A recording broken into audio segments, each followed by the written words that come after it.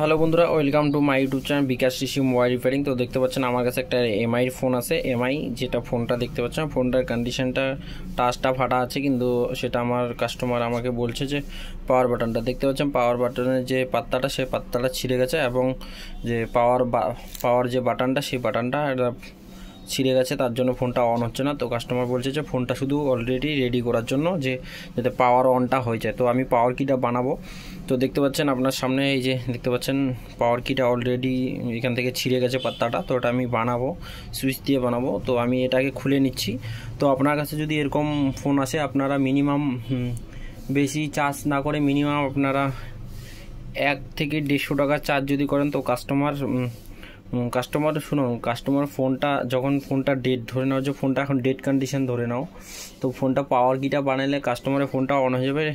150 থেকে 200 টাকা কাস্টমার এমনি হ্যাপিলি দিয়ে দিবে, ঠিক আছে? বেশি বিল বানাবে না। আর যখন আপনারা দোকানের ভিতরটা বানান, তো ভিতরটা আপনারা বানান যে আমাদের সামনে যে আমরা ভিতরটা একদম রিমুভ করে দিই যাতে কাস্টমার দেখতে পারেন। তো আমারটা এরকম না, আমার কাস্টমার ইজিলি এখান থেকে দাঁড়ায় দেখতে পারে, ঠিক আছে? তো আমার সেরকম না। তো দেখতে পাচ্ছেন আমি এখানে যে মোবাইলটার সিম ট্রেটা খুলে নিলাম। সিম ট্রেটা খুলে নেওয়ার পর এখন আমি ফোনটা রিমুভ করব। এবং আপনারা বিজনেস করতে গেলে বিজনেসটাকে আলাদা করে রাখবেন এবং পার্সোনাল লাইফটাকে আলাদা করে রাখবেন। দুইটা মিলে অ্যাডজাস্ট করবেন না। অ্যাডজাস্ট করলে আপনার যে বিজনেস লাইফটা, সেই বিজনেস লাইফের সাথে আপনার পার্সোনাল লাইফটা অ্যাডজাস্ট হয়ে গেলে তখন ওটা আলাদা হিসেবে হয়ে যায়, তখন বিজনেসে ইফেক্ট পড়ে, ঠিক আছে? এই দুইটাকে আলাদা করে রাখবেন। তো দেখতে পাচ্ছেন আমি এখন এটাকে খুলে নেওয়ার পর চেক করব। তো চেক করার জন্য আপনারা যে কোনো জানেন ভালো করেই, আপনারা সবাই কম বেশি কাজ করেন, সবাই জানেন। তো আমি এটাকে খুলে, যখন কাস্টমার ফোন নিয়ে আসবে সবার প্রথম আমরা আই স্ক্যান করব, যেটা আই স্ক্যান বলে, সবার প্রথম আমরা সেটটাকে দেখে নেব। তো দেখতে পাচ্ছেন টাচটা ফাটে গেছে। তো টাচটা আমি কাস্টমারের আগে দেখে নিয়েছি যে আপনার টাচটা এরকম। তো বলছে যে আমার ডিসপ্লেটা এরকম, টাচটা ফেটে গেছে, তো ফোনটা শুধু আমাকে অন করে দিন। তো আমি ফোনটা বলছি যে অন হয়ে যাবে, অসুবিধা নেই।